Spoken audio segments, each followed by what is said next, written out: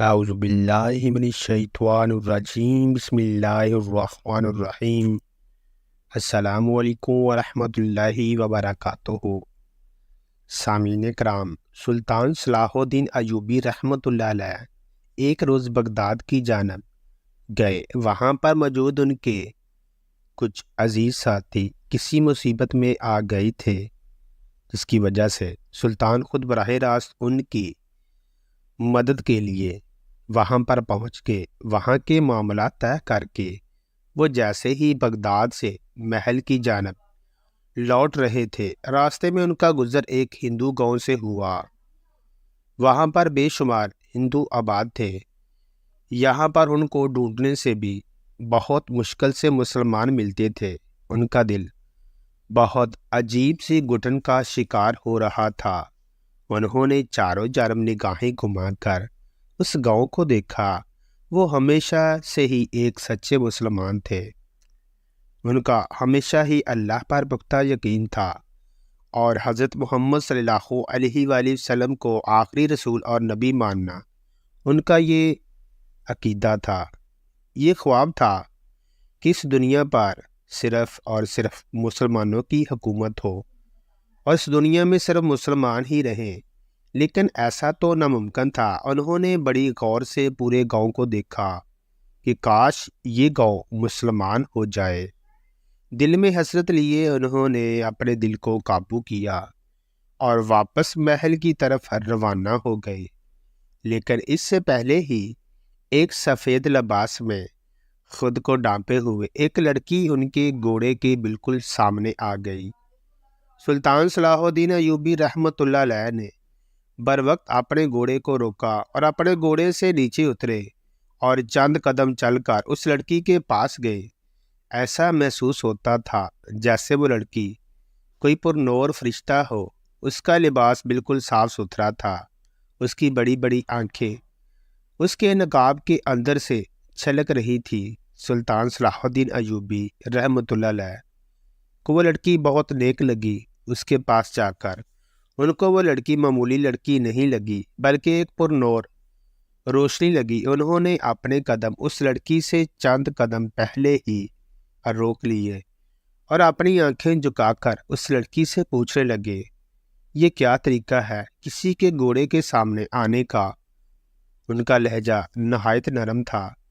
اس لڑکی کی آنکھوں میں آنسو تھے۔ وہ دھیمی آواز میں کہنے لگی، سلطان معظم، میں دکھیاری ہوں، میرا کوئی نہیں، میری زندگی یہاں کے ظالم پنڈت نے برباد کر دی ہے۔ اس کی آواز میں اتنا دکھ تھا کہ سلطان صلاح الدین ایوبی رحمۃ اللہ علیہ بے ساختہ سر اٹھا کر اس لڑکی کی جانب دیکھا، جس کی آنکھوں سے آنسو چھلک کر اس کے نقاب کو بھگو رہے تھے۔ سلطان صلاح الدین ایوبی رحمۃ اللہ علیہ پریشان ہو گئے تھے، کیونکہ ان کو یہ لڑکی بہت پریشان لگی۔ انہوں نے کہا، کون ہو تم اور تمہارے ساتھ کیا ہوا ہے اور کس نے کیا ہے؟ ہمیں بتاؤ، ہم تمہیں انصاف دلائیں گے۔ وہ لڑکی کہنے لگی، سلطان معظم، میرا نام رخسار بنت عثمان ہے، میں اپنے ماں باپ کی اکلوتی اولاد ہوں۔ ہم لوگ اس گاؤں میں برسوں سے رہ رہے ہیں۔ ہم لوگ پردے دار لوگ ہیں۔ ہم اپنے گھر کے اندر زیادہ رہنا پسند کرتے ہیں۔ میں سید زادی ہوں، لیکن میرے ساتھ بہت برا ہوا ہے۔ سلطان نے جب یہ بات سنی کہ وہ سید زادی ہے، وہ بہت متاثر ہوئے اور کہنے لگے، آؤ ہم لوگ کہیں بیٹھ جاتے ہیں اور پھر میں تمہاری بات سنتا ہوں۔ تمہیں پریشان ہونے کی ضرورت نہیں ہے۔ تمہارا جو بھی مجرم ہے اور تمہارے ساتھ جو بھی ہوا ہے، یقین جانو ہم اس کو بہت بری سزا دیں گے۔ سلطان صلاح الدین ایوبی رحمۃ اللہ علیہ کا مان برا لہجہ سن کر وہ لڑکی مزید روئی اور سلطان کے پیچھے پیچھے چلنے لگی۔ سلطان صلاح الدین ایوبی رحمۃ اللہ علیہ ایک کنویں کے پاس جا کر بیٹھ گئے۔ وہ لڑکی بھی ان سے کچھ فاصلے پر بیٹھ گئی۔ ان کے سپاہی اور ان کے وزیر ان کی حفاظت کے لیے آگے پیچھے کھڑے ہو گئے۔ سلطان صلاح الدین ایوبی رحمۃ اللہ علیہ نے اس لڑکی کی جانب دیکھا اور اس کو بولنے کا اشارہ کیا۔ وہ لڑکی کہنے لگی، سلطان معظم، ایک روز ایک پنڈت ہمارے گھر کی دہلیز پر آیا۔ ہم لوگ دروازے پر آئے ہوئے مہمان کو تکلیف دے کر اپنی دہلیز سے نہیں بھیجتے۔ وہ پنڈت زور زور سے رو رہا تھا اور کہہ رہا تھا کہ مجھے تمہارے سر کے 3 بال چاہیے۔ میری ماں نے اس کو بھیجنا چاہا کیونکہ وہ میرے لیے نامحرم تھا۔ میں کسی صورت بھی اس کو اپنے بال نہیں دے سکتی تھی، لیکن وہ ہماری دہلیز پر گر گیا، منتیں کرنے لگا کہ مجھے اس لڑکی کے سر کے 3 بال چاہیے۔ اگر میں اس کو اپنے سر کے 3 بال نہیں دیتی تو وہ اپنے آپ کو وہیں ختم کر دیتا۔ اس وجہ سے میری ماں کو اس پر ترس آ گیا اور میرے سر کے 3 بال اس کو دے دیے۔ وہ میرے 3 بال لے کر بہت خوش ہوا اور چلا گیا۔ میں اس آدمی کو تب تک اپنی دہلیز پر کھڑی ہو کر دیکھتی رہی جب تک کہ وہ میری آنکھوں سے اوجھل نہیں ہو گیا۔ اس کے جانے کے بعد میرا دل ایک عجیب سی کیفیت کا شکار تھا۔ رات کے وقت جب ہم لوگ اپنے گھر کی کھڑکی اور دروازے بند کر کے سو گئے تو آدھی رات کے وقت میری آنکھ کھلی۔ مجھے بالکل ہوش نہ تھا کہ میں کیا کر رہی ہوں۔ میرے سر پر حجاب نہ تھا اور میرے جسم پر کپڑے نہ تھے۔ اپنے ماں باپ کی پرواہ کیے بغیر میں اپنے گھر کا دروازہ کھول کر ننگے پاؤں گھر سے نکل گئی۔ مجھے کچھ علم نہیں تھا کہ میں کہاں جا رہی ہوں۔ یہ سب چیزیں مجھے صبح اٹھنے کے بعد یاد آئیں کہ میں اپنی زندگی میں کیا کر چکی ہوں، لیکن اس وقت ایسا محسوس ہوتا تھا جیسے مجھے کسی نے اپنے قابو میں کیا ہو۔ میں سیدھا سیدھا چلتی ہوئی اس پنڈت کے پاس پہنچ گئی تھی اور جا کر اس پنڈت کی گود میں سر رکھ کر لیٹ گئی۔ اس کے بعد مجھے یاد نہیں کہ اس پنڈت نے میرے ساتھ کیا کیا تھا، لیکن سلطان معظم، میں نے کبھی کوئی ایسا کام نہیں کیا جس کی وجہ سے میرے ماں باپ کو تکلیف ہو یا ان کی عزت پر آنچ آئے۔ ہم لوگ سید ہیں، ہم لوگ اپنے پردے کا بے انتہا خیال رکھتے ہیں۔ میں مر تو سکتی تھی لیکن ایسا کام نہیں کر سکتی تھی، لیکن مجھے یقین نہیں آتا کہ میں ایسا کام کر چکی تھی۔ صبح کے وقت جب میری آنکھ کھلی تو میں اپنے گاؤں کی ندی کے کنارے پڑی ہوئی تھی۔ وہ تو اللہ کا لاکھ لاکھ شکر ہے کہ اس وقت گاؤں کا کوئی فرد اپنے گھر سے نہیں نکلا تھا، نہیں تو وہ مجھ سے بہت سے لوگ بے پردہ دیکھ لیتے۔ میں فوراً اپنے گھر کی جانب بھاگی۔ میری ماں پریشان حال بیٹھی ہوئی تھی۔ ان کو بھی اس بات کا علم نہیں تھا کہ میں کہاں جا چکی ہوں۔ انہوں نے جب مجھے دیکھا تو مجھ سے سوال کرنے لگی، لیکن میرے پاس جواب دینے کے لیے کچھ نہیں تھا۔ ایسا محسوس ہوتا تھا جیسے میں اپنا سب کچھ ہار گئی ہوں۔ میں اتنے سالوں سے جو اللہ تعالیٰ کی خاطر پردہ کر رہی تھی، خود کو چھپا کر اپنے محرم کے لیے رکھ رہی تھی، اس ایک رات میں میرا سب کچھ لٹ گیا۔ میں برباد ہو گئی۔ میں بالکل چپ ہو گئی۔ میرے پاس بولنے کے لیے کچھ نہیں تھا۔ میری ماں مجھ سے بار بار سوال کر رہی تھی، لیکن میں ان کو کچھ نہیں بتا پا رہی تھی۔ وہ دن میرے لیے قیامت سے کم نہیں تھا۔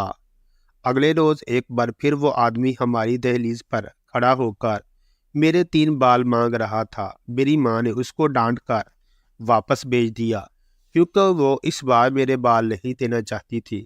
لیکن نہ جانے مجھے ایسا کیا ہوا کہ وہ جیسے ہی ہماری دہلیز سے نیچے اترا، میں نے اسے آواز دے کر روک لیا اور اس کو اسی پل اپنے بال کاٹ کر دے دیے۔ میری ماں مجھے حیرت سے دیکھ رہی تھی، لیکن میں اس وقت اپنے ہوش و حواس میں نہیں تھی۔ اس کو بال دینے کے بعد میری ماں نے مجھ سے بہت سے سوال کیے۔ وہ مجھ پر چیخی چلائی، غصہ کرنے لگی کہ تم نے اس کو بال کیوں دیے۔ لیکن سلطان معظم، اس آدمی کو جب میں بال دے چکی تھی، اس کے بعد مجھے ہوش آیا، لیکن اس سے پہلے مجھے محسوس ہوتا تھا جیسے مجھے کسی نے اپنے قابو میں کر لیا ہو۔ سلطان صلاح الدین ایوبی رحمۃ اللہ علیہ اس لڑکی کی کہانی بڑی غور سے سن رہے تھے۔ وہ مزید کہنے لگی، جس طریقے سے میری پہلی رات میرے ساتھ جو ہوا، کہ میں اپنا ہوش و حواس کھو بیٹھی تھی اور بنا کسی کی پرواہ کیے اس پنڈت کے پاس چلی گئی۔ دوسری رات بھی میرے ساتھ یہی ہوا تھا اور دوسری رات میں اپنے گاؤں کے بڑے کنویں کے پاس پڑی ہوئی تھی۔ میرے کپڑے جگہ جگہ سے پھٹے ہوئے تھے۔ میں جب اٹھی تو میرے جسم میں ایک درد کی ٹھیس اٹھ رہی تھی۔ مجھ سے بالکل چلا نہیں جا رہا تھا۔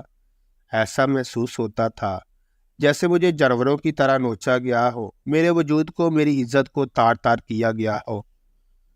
وہ پنڈت نہ جانے میرے ساتھ ایسا کیا کرتا تھا۔ آدھی رات کے وقت مجھے علم ہی نہیں ہوتا تھا اور میں اس کے پاس چلی جاتی۔ لڑکی کی آنکھوں سے آنسو بہہ رہے تھے۔ سلطان خود اس لڑکی کی کہانی سن کر آبدیدہ ہو گئے۔ انہوں نے اس لڑکی کی جانب دیکھا اور کہنے لگے، کیا وہ اب بھی پنڈت تمہارے پاس آتا ہے؟ وہ کہنے لگی، جی سلطان معظم، وہ ہر روز ہماری دہلیز پر میرے بال لینے آتا ہے اور میں بنا کسی کی پرواہ کیے اس کو وہ 3 بال دے دیتی ہوں، اور جب میں اسے بال دے دیتی ہوں تو اس کے بعد ہی مجھے ہوش آتا ہے کہ میں یہ کیا کر چکی ہوں۔ انہوں نے سارا واقعہ لڑکی سے سنا اور کافی دیر تک وہ خود پریشان ہو گئی کہ وہ انسان ایسا کیا کرتا ہے جس کی وجہ سے اس لڑکی کو ہوش ہی نہیں رہتا۔ وہ مزید کہنے لگے، تمہاری ماں کہاں پر ہے؟ وہ کہنے لگی، میری ماں گھر پر موجود ہے، وہ خود بھی بہت پریشان ہے۔ میرا باپ بھی ہم لوگوں سے اب بات نہیں کرتا۔ ان کے لیے ان کی عزت سب سے بڑھ کر تھی اور میں اپنی اس غلطی کی وجہ سے اپنی عزت گنوا چکی ہوں۔ میرے خاندان میں ابھی تک اس بارے میں کسی کو کچھ معلوم نہیں، لیکن جس طریقے کی میری حالت صبح سویرے اٹھنے کے بعد ہوتی ہے، اگر مجھے صبح کے وقت کسی نے دیکھ لیا تو میرے خاندان بھر میں بہت بدنامی ہوگی۔ میری منگنی ہو چکی ہے، کچھ مہینوں بعد میری شادی ہے۔ سلطان معظم، مجھے انصاف چاہیے، اس انسان سے پناہ چاہیے۔ سلطان معظم، میں نے آپ کے بارے میں بہت سنا ہے کہ آپ ہر کسی کی مدد کرتے ہیں۔ کیا سبھی معاملہ کیوں نہ ہو، آپ کسی کو بھی ایسے اکیلا یا تنہا نہیں چھوڑتے۔ مجھے اس پنڈت سے انصاف چاہیے۔ کافی دیر تک سلطان خاموشی کے ساتھ اس لڑکی کی گفتگو کو سنتے رہے۔ سلطان نے اس لڑکی کی جانب دیکھا اور کہنے لگے، اگر آج کی رات وہ تمہارے پاس آتا ہے اور تم سے سر کے بال مانگتا ہے تو تمہیں خود پر قابو رکھنا پڑے گا۔ ان کا صرف یہ کہنا تھا کہ وہ لڑکی روتے ہوئے ایک بار پھر کہنے لگی، نہیں سلطان معظم، یہ میرے بس میں ہوتا ہی نہیں۔ میں خود اس چیز کو لے کر پریشان ہوں۔ وہ تو دروازہ تک نہیں کھولنا چاہتی، لیکن وہ پنڈت ہمارے گھر سے تھوڑا ہی دور ہوتا ہے کہ مجھے محسوس ہو جاتا ہے کہ ہمارے گھر کے پاس آ رہا ہو۔ میں اس سے پہلے ہی دروازے پر کھڑی ہو کر اس کا انتظار کرنے لگتی ہوں۔ میں کچھ بھی کر لوں، میں اس سے بچ نہیں پاتی۔ میں کیا کروں؟ میں پریشان ہوں۔ اگر میرے سسرال والوں کو اس بارے میں علم ہو گیا، انہیں معلوم ہو گیا کہ سید زادی ہو کر میں اپنی عزت گنوا چکی ہوں، تو وہ لوگ میرا رشتہ توڑ دیں گے اور ساری برادری میں یہ بات پھیل جائے گی۔ سب لوگ یہی بولیں گے کہ میں اچھی لڑکی نہیں ہوں۔ میں نے اپنے ماں باپ کی عزت کو رون دیا ہے، میں بے گناہ ماری جاؤں گی۔ اس لڑکی کی کہانی بہت دکھ بھری تھی۔ انہیں اس پنڈت پر بہت غصہ آ رہا تھا کہ وہ ایسا کام کیسے کر سکتا ہے، لیکن انہیں ایسی کہانی پر یقین بھی نہیں آ رہا تھا۔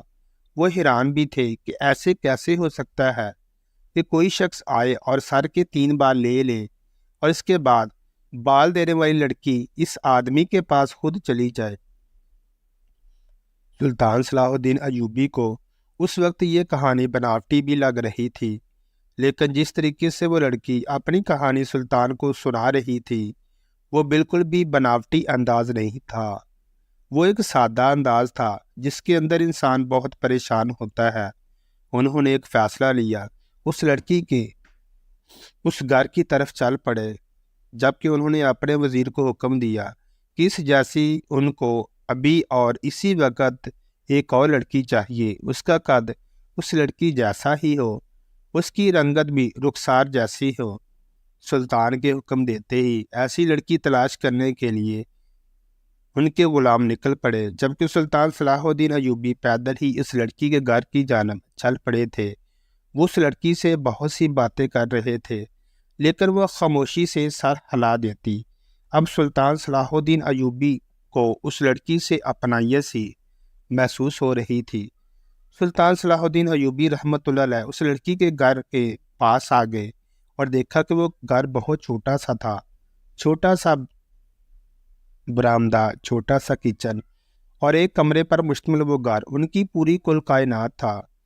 سلطان صلاح الدین ایوبی رحمۃ اللہ علیہ کافی دیر تک اس گھر کے اندر بیٹھے رہے اور اس کی ماں سے گفتگو کرتے رہے اور اس پنڈت کے بارے میں ساری جانکاری لیتے رہے۔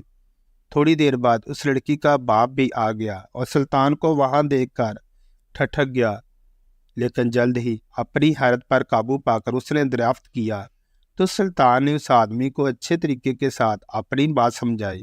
ان کے بولنے کا انداز، ان کے سمجھانے کا انداز اتنا اچھا تھا کہ وہ آدمی جو اپنی بیوی اور بیٹی سے بدظن ہوتا جا رہا تھا، اس نے فوراً ہی اپنی بیوی اور بیٹی کو گلے لگا لیا اور ان کا ساتھ دینے پر آمادہ ہو گیا۔ تھوڑی دیر انتظار کے بعد وزیر ایک لڑکی کے ساتھ ان کے گھر کے اندر داخل ہوا۔ وہ لڑکی بالکل رخسار جتنی ہی لمبی اور اس کی رنگت اس لڑکی جیسی گوری تھی۔ انہوں نے رخسار کی جانب دیکھتے ہوئے حکم دیا کہ اپنا ایک لباس اس کو دے دو۔ رات کے وقت جب وہ آدمی آئے گا تم ایک کمرے میں بند ہو جانا، باہر سے تمہارے کمرے کے اندر تالا لگایا جائے گا، اور جب وہ آدمی اس لڑکی سے بال مانگے گا تو وہ اپنے بال نہیں بلکہ گدی کے بال دے گی، اور اس کے بعد ہم دیکھتے ہیں کہ آخر وہ ایسا کیا کرتا ہے جس کی وجہ سے تم بے قابو ہو جاتی ہو۔ سلطان کے اس منصوبے کو سن کر سب لوگ ہی متاثر ہو گئے اور فوراً ہی سلطان نے گدی کے بال بھی منگوا لیے۔ اس لڑکی کو اس کے گھر کے اندر چھوڑ کر وہ باہر آ گئے تھے۔